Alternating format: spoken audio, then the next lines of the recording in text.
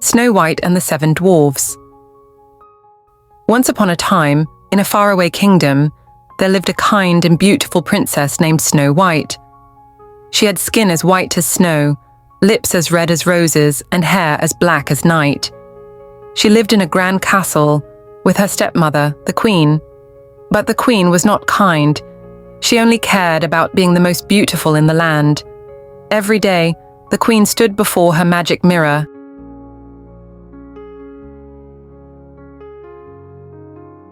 and asked, "Mirror, mirror on the wall, who is the fairest of them all?" And every day the mirror replied, "You, my queen, are fair and tall, but Snow White is the fairest of all." The queen's eyes grew cold. "Snow White? How dare she?" she hissed.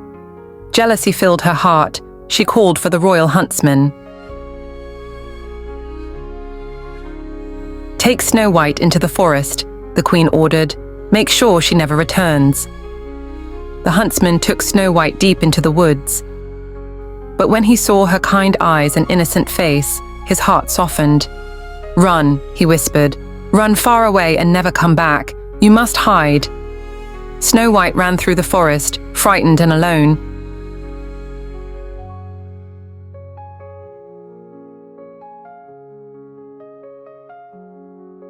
Until she found a tiny cottage.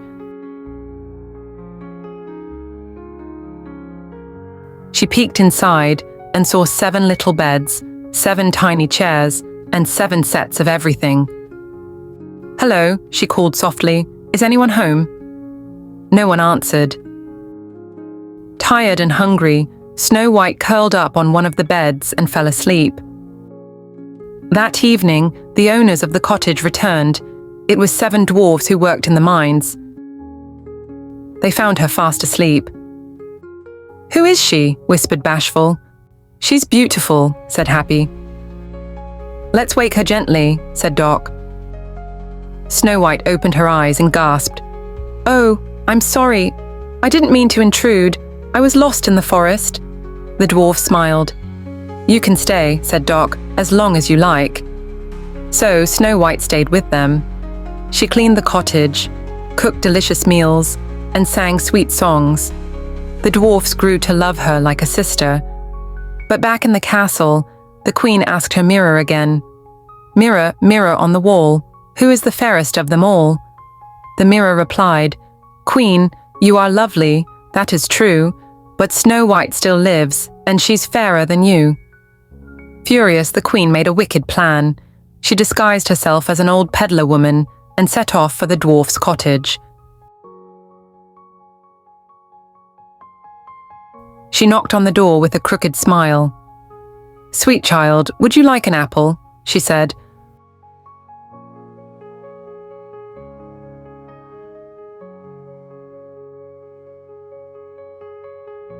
Holding out to Snow White took the apple politely and took one bite. Her eyes fluttered shut and she fell to the ground. The apple was poisoned. The queen cackled and disappeared into the forest. When the dwarfs returned, they were heartbroken. "She won't wake up," Grumpy said sadly. They made a glass coffin and placed her gently inside. Day after day, they watched over her. One day, a prince came riding by and saw the sleeping Snow White. "She is so lovely," he said softly. "May I say goodbye?" He kissed her gently on the forehead, and suddenly, Snow White stirred. Her eyes opened. "Where? Where am I?" she whispered. The dwarfs cheered. Snow White was alive.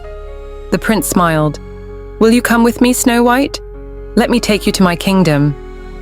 Snow White agreed, and they rode off together. The dwarfs waved goodbye, happy to see her safe and smiling. And from that day on, Snow White and the prince lived happily ever after. The end.